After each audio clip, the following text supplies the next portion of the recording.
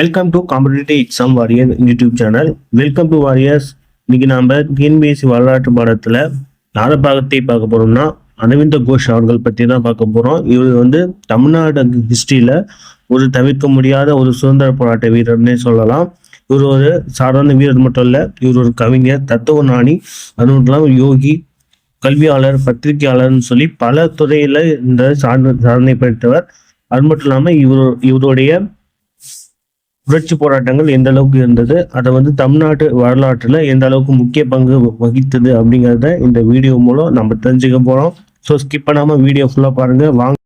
அரவிந்த கோஷ் அவர்கள் 15 ஆகஸ்ட் 1872 பிறக்கிறாரு. எங்கன்னா கொல்கத்தாவில். அவருடைய தந்தை பேர் டாக்டர் கிருஷ்ணரன் கோஷ், தாயாருடைய பேர் சொர்ணலதா தேவி. ஒரு ஐசிஎஸ் தேர்வுல வந்து முதன்மை தேர்வு எழுதாம ஜஸ்ட் எக்ஸாம்ல மட்டும் பாஸ் ஆகிருப்பாரு. அதுல வந்து ஏன்னா குதிரை சவாரி, இந்த ஹார்ஸ் ரைடிங்லாம் அவர் பண்ணதுனால இவர் வந்து ஐசிஎஸ் தேர்வுல வந்து சரியா பங்கேற்கல. ஃபர்ஸ்ட் யார் ஐசிஎஸ் தேர்வுல வந்து செலக்ட் ஆயிருப்பாங்கன்னா 1863 சத்யேந்திரநாத் தாகூர் வந்து செலக்ட் ஆயிருப்பார், ரவீந்திரநாத் தாகூருடைய பிரதர். இதுக்கப்புறம் 1893 அப்ப இந்தியா வராது. அப்போ வந்து குஜராத்ல பரோடாவில் வந்து அந்த நேரத்துல ஆங்கிலேயர் ஆட்சி இல்லாம ஆங்கிலேயர் கட்டுப்பாட்டு கீழே இருக்கிற ஒரு ஆட்சியில இவர் வந்து இருப்பாரு. அங்க வந்து இவர் வந்து ஒர்க் பண்ணுவாரு. அதே நேரத்துல சமஸ்கிருதம், தமிழ், வங்காளம், இந்திய வரலாறு போன்ற பாடங்கள்ல இவர் வந்து இன்ட்ரெஸ்ட் எடுத்து படிக்கிறாரு. இதே காலத்துல தான் அவருக்கு தேசிய உணர்வு வந்து அதிகரிச்சுன்னு சொல்லலாம். இதுக்கப்புறம் சுதந்திர போராட்டத்துல எப்படி அவர் பங்கேற்கிறாருங்கிறத பார்ப்போம். 1905 வந்து வங்க பிரிவினை நடக்குது. அதுல வந்து ஒரு திருப்பு முனையாக இருந்துச்சு இவருக்கு. சுதேசி இயக்கத்தை பொறுத்த வரைக்கும் தேசிய கல்வி, சுயராஜ்யம், இது எல்லாத்தையும் வலியுறுத்துறாரு. இந்த டைம்ல அவருடைய கருத்து இந்தியாவிற்கு முழு சுதந்திரமே இலக்கு அப்படிங்கிறது தான் இவருடைய கருத்தா இருக்கு. அந்த டைம்ல ஒரு முக்கிய பத்திரிகைகளை வந்து வெளியிடுறாரு. வந்தே மாதரம், கர்மயோகின், தர்மா என்ற பத்திரிகை மூலம் அவர் வந்து இளைஞர்களுக்கு வந்து ஒரு விழிப்புணர்வை வந்து கொடுக்குறாரு. இதை வந்து நடத்துறாரு அரவிந்த கோஷ். இதுல அலிப்பூர் குண்டு வழக்குல வந்து கைது செய்யப்படுகிறாரு. இந்த அலிப்பூர் குண்டு வழக்கு வந்து இவர் வந்து சந்தேகத்தின் பெயர்ல தான் கைது செய்யப்படுறாங்க.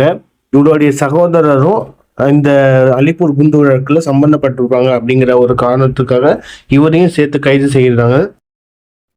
இவருடைய சகோதரர் பேரு பரீந்தர் குமார் கோஷ். அது மட்டும் இல்லாம இவர் வந்து ஒரு ஆண்டு சிறையில் இருந்ததுக்கு அப்புறம் இவருடைய நீதிபதியா ஒருத்தர் வர்றாரு. அதான் சிஆர் தாஸ், சித்ரரஞ்சன் தாஸ் அப்படின்னு சொல்லி வருவாரு. அவர் தான் ஐஎன்எம் லீடர்ல அவரும் ஒரு முக்கியமான பங்கு வகிப்பாரு. அவர் வந்து வாதாடி இவரை வந்து விடுதலை செய்யறாங்க. ஒரு புரட்சியாளராகவும் அது மட்டும் இல்லாம ஒரு இந்திய சுதந்திர போராட்ட வீரராகவும் இருந்தாரு. இப்ப இந்த சிறையில வந்து என்ன படிப்பார்னா பகவத்கீதை, உபநிடங்கள் எல்லாத்தையும் அவர் ஆழமா படிக்கிறாரு. அப்போ வந்து அவருக்கு ஆன்மீக அனுபவமும் ஏற்படுது. அலிப்பூர் குண்டு இதுக்காகவே நம்ம ஒரு வீடியோ ப்ரிப்பேர் பண்ணிக்கிட்டு இருக்கோம். அது வந்து கூடிய சீக்கிரத்துல வரும். இதுக்கப்புறம் ஒரு யோகிய மாதிரி இவர் வந்து ஒரு வாழ்றாரு. இல்ல இன்டெகிரல் யோகா அப்படிங்கிற ஒன்றை வந்து முழுமையான யோகம் அப்படிங்கிற தத்துவத்தை விளக்குறாரு. அது மட்டும் இல்லாம இவருடைய நூல்கள் என்னென்ன இருக்கு அப்படின்னு பார்த்தோம்னா the life, the divine, Savitri, essays on the Gita, the human cycle, ideal of human unity, இது எல்லாமே ஒரு தத்துவ நூல்களாக கருதப்படுது.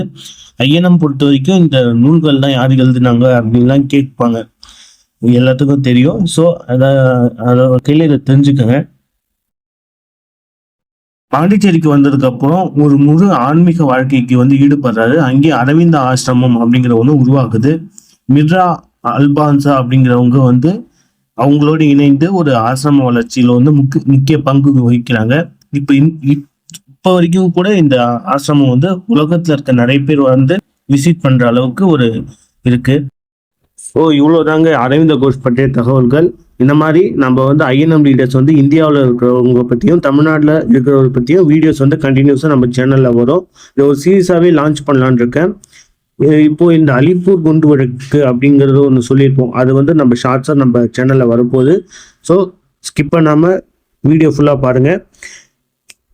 ஃபாலோ பண்ணாதவங்க நம்ம சேனலை கண்டிப்பாக ஃபாலோ பண்ணுங்கள், சப்ஸ்கிரைப் பண்ணி சப்போர்ட் பண்ணுங்கள். தேங்க்யூ.